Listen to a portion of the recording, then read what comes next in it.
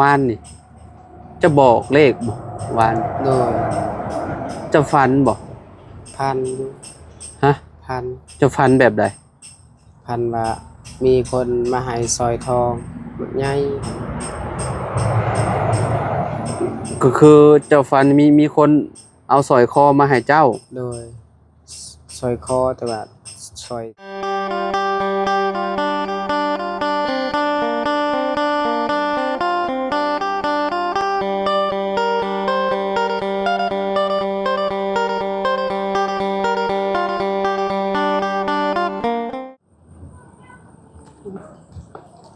เอากราบสบายดีและสวัสดีเนาะพ่อแม่พี่น้อง FC เบิร์สสุขุสุขคนเนาะบ่ว่าสิอยู่ในและก็ต่างประเทศพี่น้องเอ้ยเนาะมาพบมาพ้อกันอยู่ที่บ้านน้องอาเจืองกับน้องห้างบ้านพี่น้องเอ้ยเนาะอ่าเฮ็ดหยังเด้สองผัวเมียนี่เนาะอ้าวสบายดีโดยสบายดีกินข้าวหากันแล้วบ่บ่กินชมกินชมโดยกินข้าวแล้วกินแล้วเอ้าหมกปลาน้องโดยเนาะหมกปลาบ่ฮู้ว่าปลายังได้อ้ายก็ได้บ่จักคือกันบ่ได้ถามเพิ่นเนาะโดยกินข้าวกับหยังซะท่านเจ้ากับหน่อไม้กับหน่อไม้โดยอืมหน่อไม้หยังน้องหน่อไม้ต้มหรือแกงแกะต้มโอ้เมนูเมื่อวานนี่บ่จักนี่เนาะโดยนี่เฮ็ดเอาไว้เนาะมื้อนี้บ่ได้ไปไสบ่โดยอยากก็อยากไปหุดข้าวไปว่ายังมันบ่แห้งฝนตกเช้าคืนนี้แห้งได้ผลเมื่อคืนนี่เนาะโดยป้าพี่น้อยเนาะแล้วต่อน้ำใส่ขุนก็เต็มหมดก้อยขับรถเมื่อยามค่ำๆนะตกจนสิบ่ได้อันนั้นพี่น้อยเนาะโดยจนสิบ่ได้ขับรถจนสิจอดรถเพราะว่ามันเฮาใส่หมวกกันน็อกแล้วเฮาบ่เปิดแล้วมันก็บ่เห็นหุงนะพี่น้อยเนาะเจ้าโต้งเมียนเลยเมื่อวานเนาะโดยโต้งเมียนกินถือว่าโอเคได้น้องเอ้ยเนาะโดยอ่าไผเข้ามาหาเลยมื้อนี้เบาเสียงกับเบาบุญเป็นจังได๋เรื่องที่ไปเบิ่งอะก็ถึกใจบ่เพิ่นราคาฮู้แล้วบ่เรื่องจังได๋เพิ่นว่า20ล้านเพิ่นเว้า20ล้านโดย16กับคูณ12 16คูณ12โดยก็คือ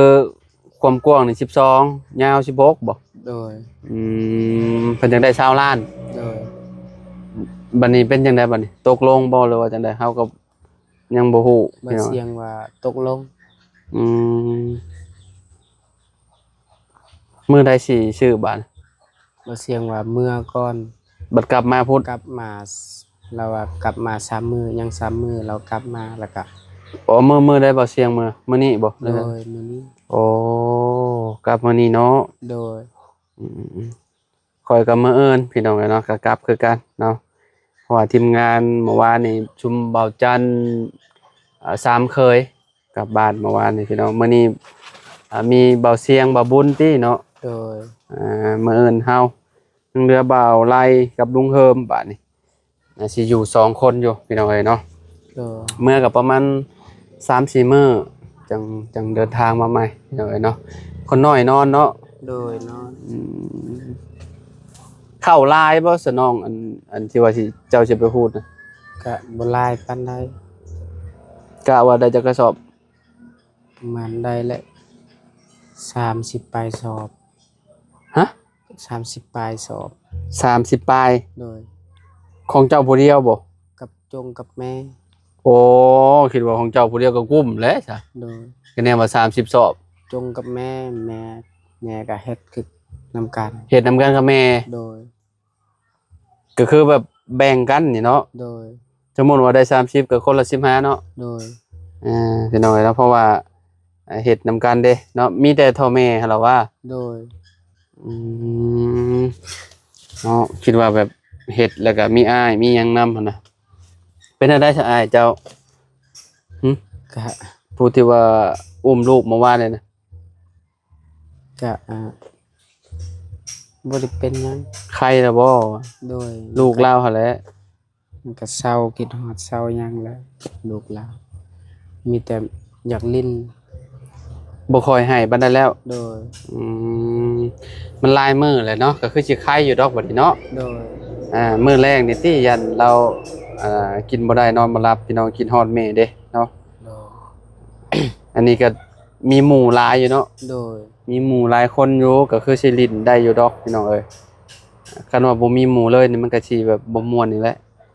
มีหมู่เราลิ้นเราก็บ่เหงาแหละโดเนาะยลูกคนใกล้ๆข้างเฮือนนี่ก็คือสิหลายคนอยู่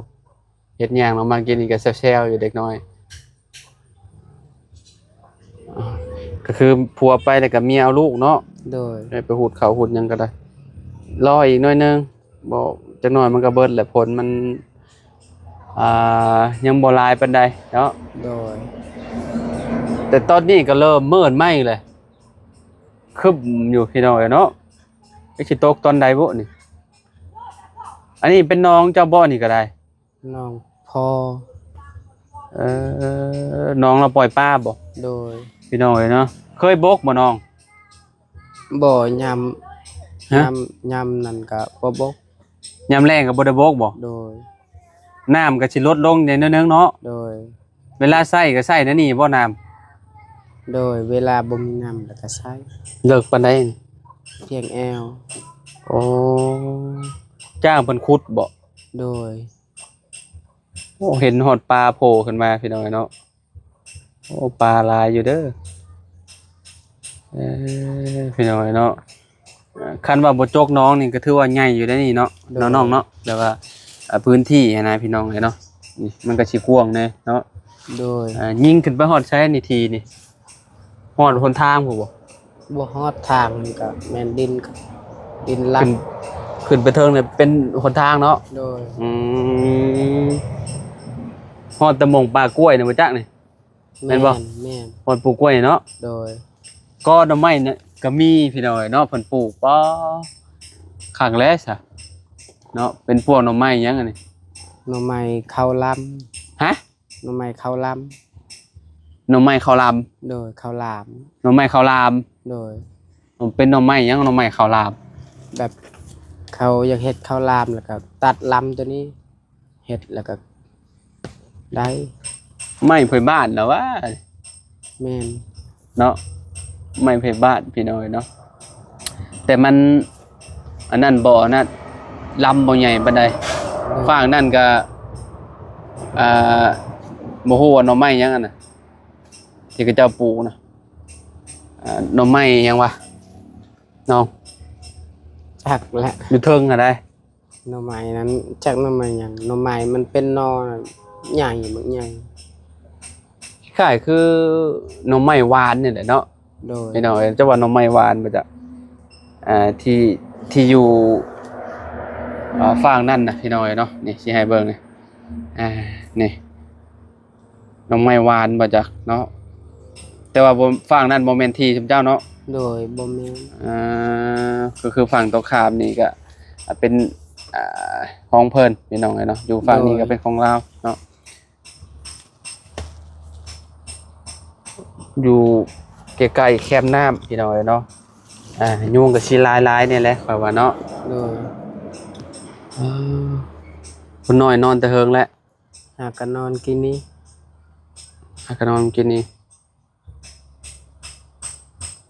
นอนแบบนี้เนี่ยโอ้ต้องกลางมุ้งให้คนนำคันนี้ว่า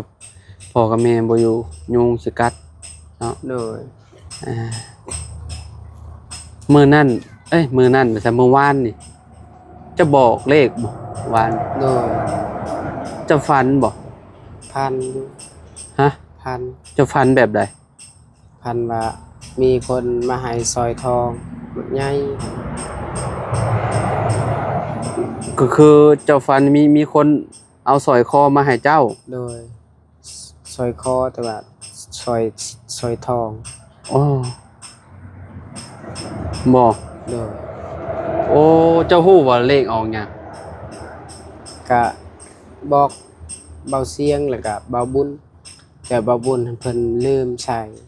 บอกว่าใส่เหล็กขี้เข็บกับปลาแกงครับงวดก่อนเจ้าก็ ที่ว่าออกเลขอัน เล็กมา เลขมาน่ะเจ้าฟันแบบใดงวดนั้น นั่นก็พันขี่มากับเห็นมากับหมู ฟันขี่ม้าเลย โดย แต่ก่อนนั้นเห็นพันว่าหมูนี่ถึกแฮวแต่ว่าเบิ่งหน้าตาเป็นหมูเม็ดโตเป็นหมู แขนขามเป็นหมา เป็นม้า โดย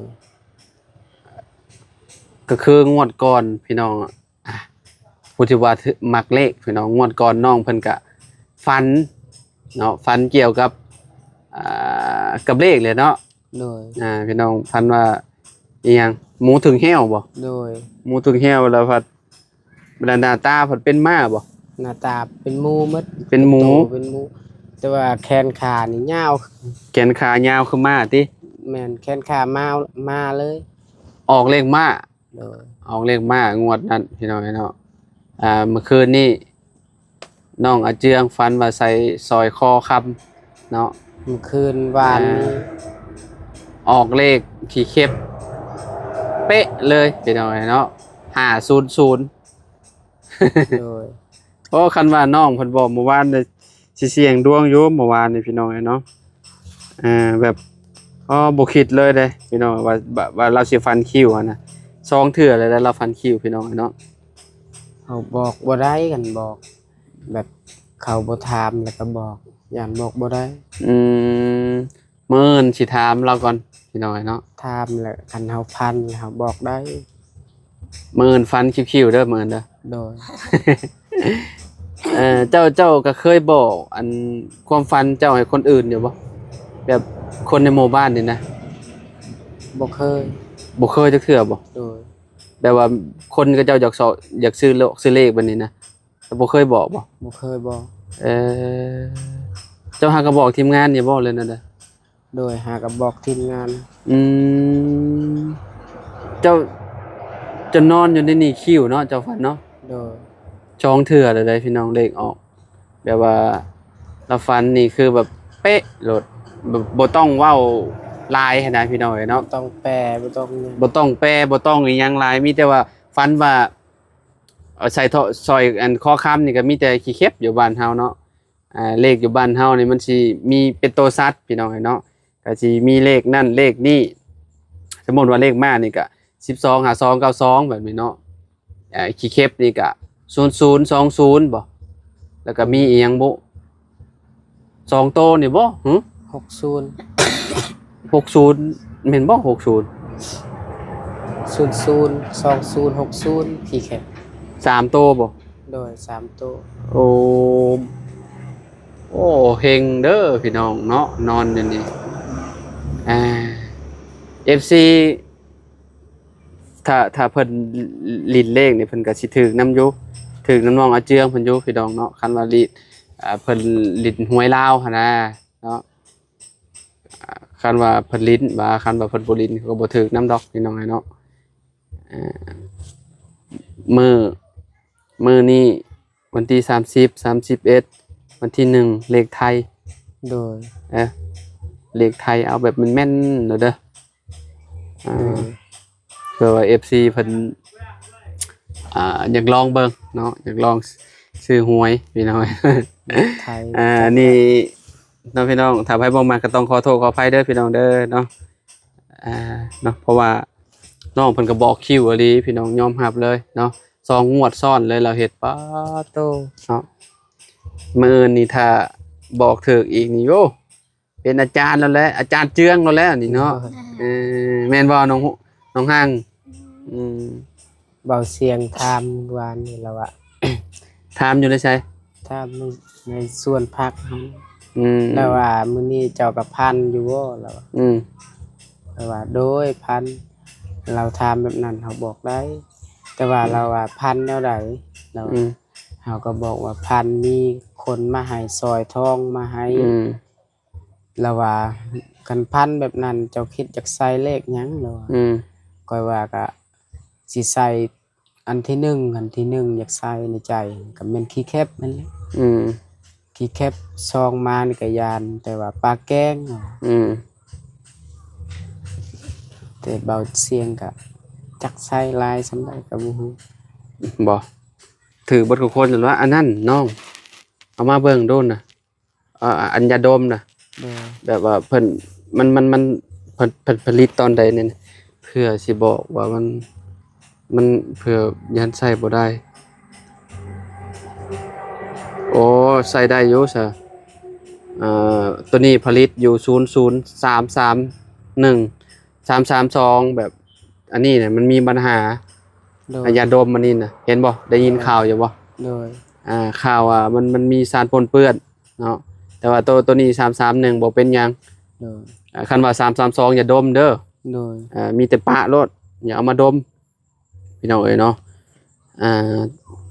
มันเป็นข่าวอยู่เด้อย่าดมยี่ห้อนี้นะมีสารปนเปื้อนก็เจ้าหักเรียกเก็บคืนเบิดแล้วแหละพี่น้องเอ้ยเนาะอันนี้อยู่ลาวก็มีคือกันได้พี่น้องเอ้ยเนาะไผซื้อมาให้นี่นะ เบาเสียง บ่เป็นหยังตัวนี้00331เนาะ331โมเมนต์32ตัวผลิตมันเนาะพี่น้องข่าวแบบเวลาเฮาสูดดมแล้วยันมันมีสารอันนั้นเฮ็ดให้เฮาอีหยังสมมุติว่าไผมีโรคประจำตัวอยู่แล้วไปสูดดมแล้วเฮงสิแบบเป็นเพิ่มหันน่ะ โดย ใครเนี่ยเนาะเบิ่งปีผลิตในเพิ่นแล้วพี่น้องสงสัยโดนเติบแหละก็เลยว่าอยากเบิ่งคิดได้อะนะ โดย ยาตัวนี้พี่น้องเนาะอยู่ลาวเฮาก็หลายเด้พี่น้องเพิ่นเอามาขายเนาะอันน้ามันนี่กระติกน้ำร้อนจุ๊บเจ้าไปต้มอยู่ใช่ซะ ต้มในหม้อหัน